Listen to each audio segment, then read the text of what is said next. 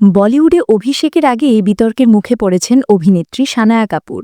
সম্প্রতি বলিউড হাঙ্গামাকে দেওয়া এক সাক্ষাৎকারে খ্যাতি প্রস্তুতি, সমালোচনা ও নিজের যাত্রা নিয়ে খোলাখুলি কথা বলেন অভিনেতা সঞ্জয় কাপুর ও অভিনেত্রী মাহিব কাপুরের কন্যা সানায়া। তবে তার এই মন্তব্যই এখন সোশ্যাল মিডিয়ায় তীব্র ট্রোলের শিকার।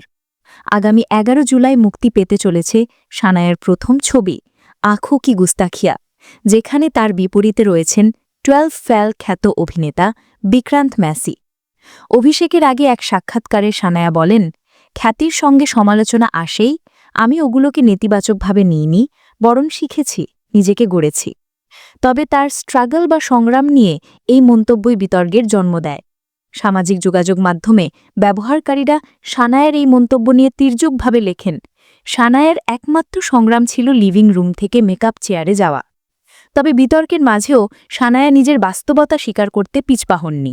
তিনি বলেন, হ্যাঁ, আমি স্বীকার করি, আমার যাত্রা অনেকের তুলনায় সহজ। তবে ইন্ডাস্ট্রির প্রতিযোগিতা, অনিশ্চয়তা আমাকে অনেক কিছু শিখিয়েছে।